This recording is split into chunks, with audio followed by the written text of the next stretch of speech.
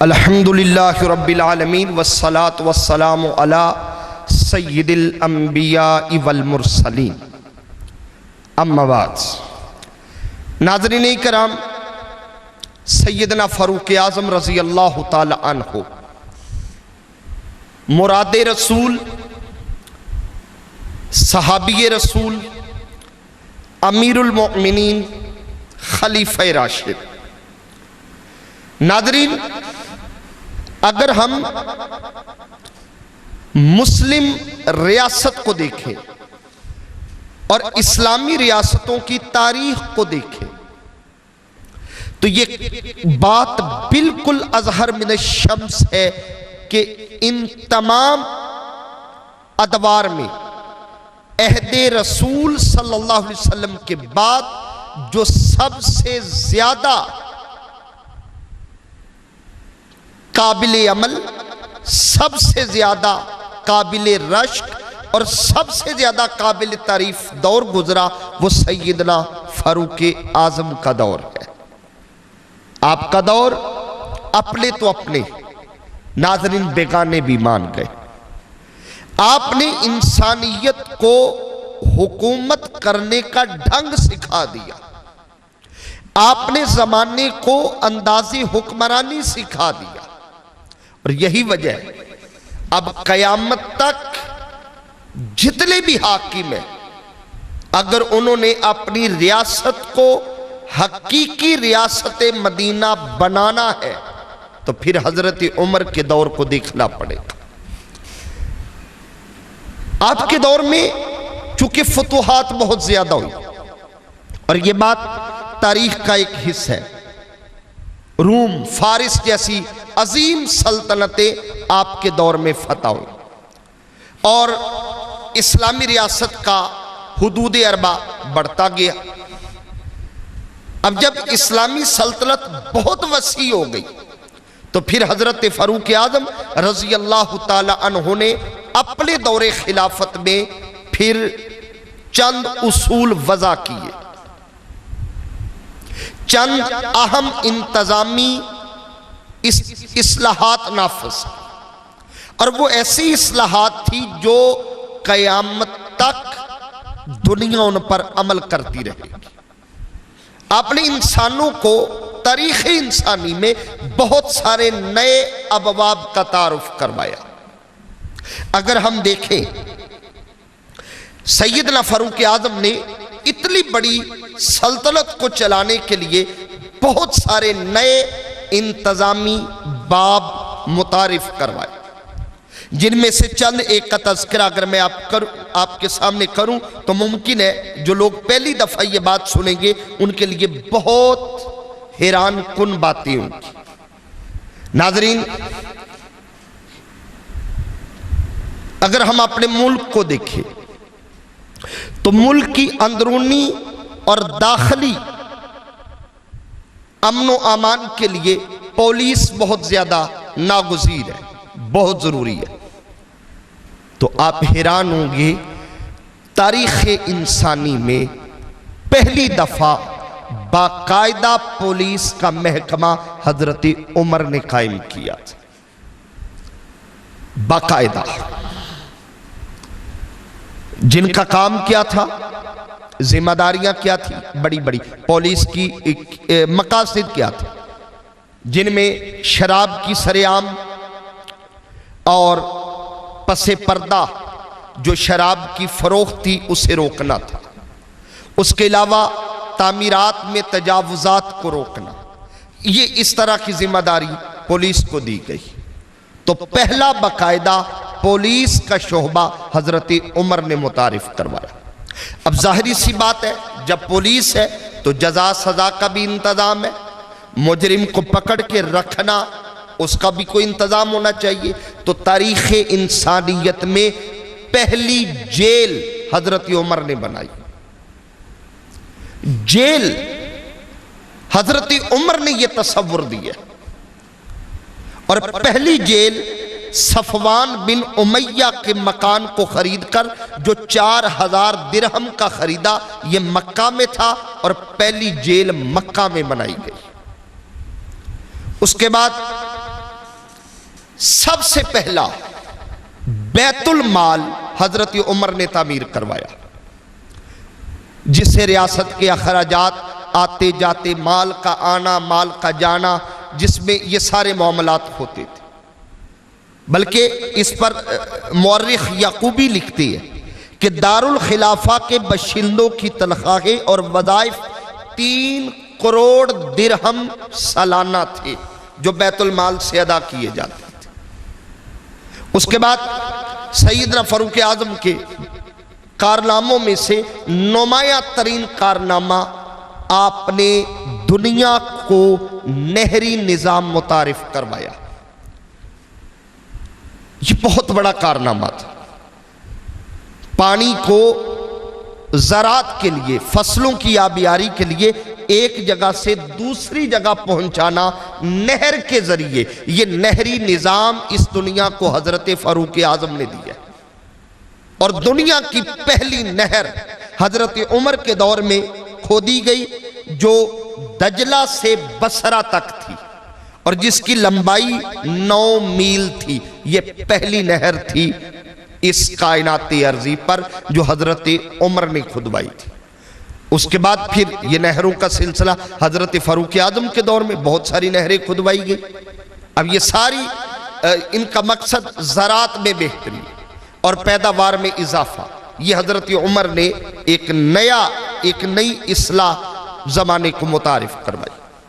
اس کے علاوہ سیرت العمرین، علامہ ابن جوزی بہت بڑا نقاد محدث، انہوں نے سیرت العمرین ایک کتاب لکھی ہے جو حضرت عمر اور حضرت عمر بن عبدالعزیز، یعنی عمر بن خطاب اور عمر بن عبدالعزیز، ان 2 شخصیات پر یہ کتاب لکھی ہے سیرت العمرین۔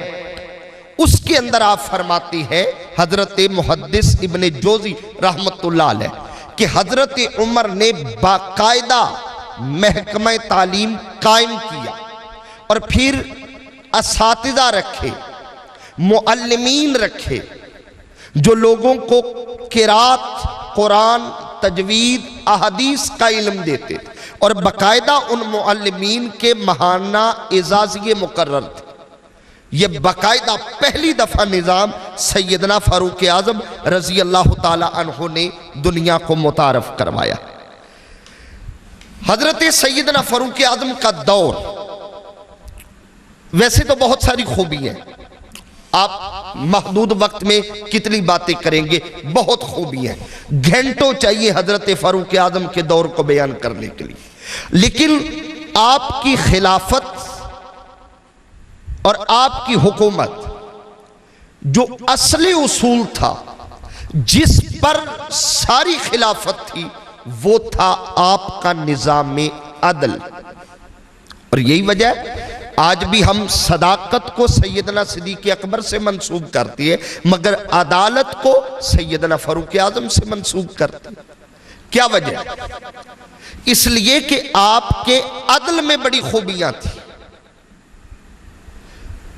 آپ کے عدل میں جو سب سے قابل لحاظ بات ہے وہ یہ تھی کہ قانون سب کے لیے برابر ہے، یہ ہے اصل بات۔ کوئی امیر غریب، کوئی شاہ گدا، کوئی امتیاز نہیں، قانون سب کے لیے، احتساب سب کا، یہاں تک کہ قانون اور احتساب اور عدل کے معاملے میں آپ اپنی ذات کو بھی معاف نہیں کرتے تھے۔ اس پر مثالیں موجود ہیں۔ ایک دفعہ حضرت ابی بن کعب کے ساتھ حضرت عمر کا کوئی معاملہ ہو گیا، کوئی تنازع ہو گیا، اور یہ فیصلہ وہ لے کر گئے صحابی رسول حضرت زید بن ثابت کی عدالت میں، اور آپ ہمارا فیصلہ کر دیں۔ معاملہ حضرت ابی بن کعب اور حضرت عمر کا تھا، اور فیصل ثالث کون تھے؟ حضرت زید بن ثابت۔ زید بن ثابت بیٹھی ہیں، حضرت عمر آ گئے، ساتھ ابی بن کعب آ گئے۔ جب زید بن ثابت نے دیکھا امیر المومنین حضرت عمر تشریف لائے ہیں، وہ احتراماً کھڑے ہو گئے اور اپنی نشست پیش کی، حضور آپ یہاں آ جائیں۔ اب ذرا بات کو سمجھیے گا، حضور آپ یہاں آ جائیں میری نشست پر.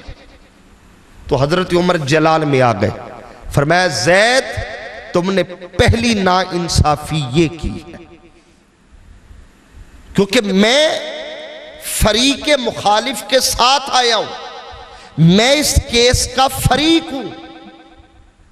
یہ کہہ کر آپ ابی بن کعب کے ساتھ بیٹھ گئے جا کر.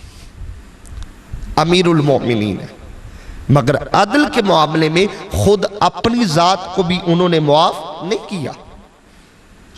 حضرت عمر بن العاص مصر کے گورنر تھے، ان کے بیٹے حضرت عبداللہ نے کسی شخص کو مارا.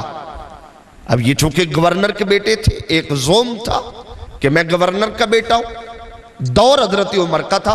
انہوں نے حضرت عمر بن العاص کے بیٹے نے کسی کو مارا، مار پیٹ کی. معاملہ چلتا چلتا حضرت عمر کے پاس آیا. اب ذرا عدل دیکھیے گا، جب حضرت عمر کے پاس آیا نا، آپ نے تحقیق کی، قصور نکلا عمر بن العاص کے بیٹے کا. آپ نے حضرت عمر بن العاص کے سامنے ان کے بیٹے کو اسی شخص سے کوڑے مروائے جس کو حضرت عمر بن العاص کے بیٹے نے کوڑے مارے تھے. اب یہ ہمارا نظام عدل تھا جو حضرت عمر دنیا کو متعارف کروا کی گئی تھی. اور پھر اب چونکہ سلطنت بہت وسیع ہو گئی تھی اور آپ نے بہت سارے الگ الگ صوبے بنا دیے تھے، اور خود تو وہ دارالخلافہ مدینہ شریف میں تھے، اور ہر سلطنت اور ہر صوبے کا الگ الگ گورنر تھا. یعنی مصر کا کوئی اور ہے، بصرہ کا اور ہے، کوفہ کا اور ہے، مکہ کا اور، الگ الگ گورنر. اور ان گورنروں پر نظر رکھنے کے لیے ایک الگ محکمہ بنایا تھا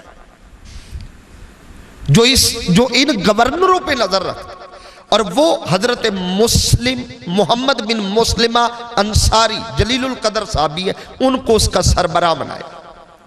جب جیسی کسی گورنر کی شکایت ملتی، حضرت عمر فوراً حضرت محمد بن مسلمہ کو بھیجتے، وہ انکوائری کرتے اور رپورٹ حضرت عمر کے بارگاہ میں پیش کرتے. اور اگر اس پہلو کو دیکھے بہت مثالیں موجود.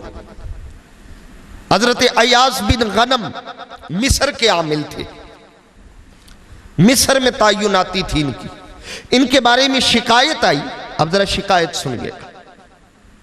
شکایت کیا آئی کہ یہ جو ایاز بن غنم ہے نا، باریک کپڑا پہنتی ہے.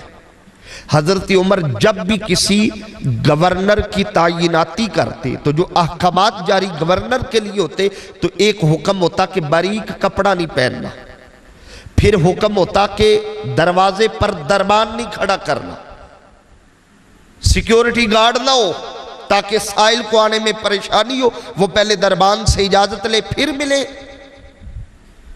تو ان کے بارے میں شکایت آئی کہ یہ جو ایاز بن غنم ہے، ایک تو یہ باریک کپڑا پہنتی ہے اور پھر دروازے پر دربان بٹھا رکھا ہے. حضرت عمر نے تحقیق کی، پتہ چلا جی ایسے ہی ہے. آپ نے مصر سے ان کو منگوایا، یہ آ گئے. آپ نے سب سے پہلے ان کا لباس اتروایا، موٹا کھدر کا لباس پہنوایا، اور پھر ذرا بات توجہ سے سنیے گا، لباس اتروایا، موٹا کھدر کا لباس پہنایا، اور بکریوں کا ریوڑ دیا. کہا ابھی تم کسی عہدے کے قابل نہیں، پہلے بکریاں چراؤ، جب تمہارا نفس مر جائے پھر کسی عہدے پر آپ کو تعینات کروں گا. ناظرین، کتنی مثالیں نے حضرت عمر کے دور کی.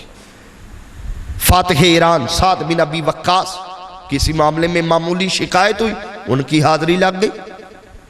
بڑے بڑے حضرت ابو موسیٰ اشعری بصرہ کے گورنر تھے، ان کے خلاف شکایت آئی، فوراً حاضری لگ گئی. کسی کو معافی نہیں، کسی کو بھی عدل برابر ہے، اپنی ذات کو بھی معاف نہیں رکھا. ایک دفعہ بیمار ہو گئے تو جو معالج تھا اس نے علاج کے لیے شہد تجویز کیا کہ امیر المومنین شہد کھائیے، جو مرض ہے اس میں شہد مفید ہے. آپ نے گھر سے پتہ کیا تو شہد نہیں تھا، لیکن اتنا پتہ تھا کہ بیت المال میں شہد ہے. ہمارا کوئی بھی حکمران ہوتا تو پورا بیت المال گھر شفٹ ہو جاتا، مگر وہ عمر تھے، فوراً مسجد گئے، منادی کروائی، لوگ اکٹھے ہوئے۔ اب لوگ سوچنے لگے، امیر المومنین نے بلایا، کون سا خاص اعلان ہے؟ جب مسجد بھر گئی، عمر منبر پہ آئے اور خطاب کیا کیا، خطبہ کیا دیا، کہا لوگو میں بیمار ہو گیا ہوں، یہ میرا طبیب بیٹھا ہے، اس نے مجھے شہد کھانے کا مشورہ دیا ہے، شہد بطور دوا تجویز کی ہے، میرے گھر میں شہد نہیں، بیت المال میں شہد ہے، اگر تم سب اجازت دو تو عمر بیت المال سے شہد لے لے۔ یہ باتیں افسانہ معلوم ہوتی ہے۔ اقبال نے کہا تھا، اگر چاہوں تو نقشہ کھینچ کے رکھ دوں الفاظ میں، لیکن تیری سوچ سے فضو تر ہے وہ نظارہ۔ اگر آج ہم اپنے ملک کو ریاست مدینہ کی بات کرتے ہیں کہ ہم ریاست مدینہ بنانا چاہتے ہیں، اللہ کرے بنائیں، لیکن ہمیں سیدنا فاروق اعظم کی شخصیت کو دیکھنا ہوگا، ان کے قول ان کے فعل کو اپنا رہنما بنانا ہوگا۔ اگر ہم ایسا کرتے ہیں تو ہم واقعی ملک خدا داد کو ریاست مدینہ بنا پائیں گے، ورنہ صرف دعوے رہ جائیں گے۔ وَمَا عَلَيَّ إِلَّا الْبَلَاغُ الْمُبِينُ۔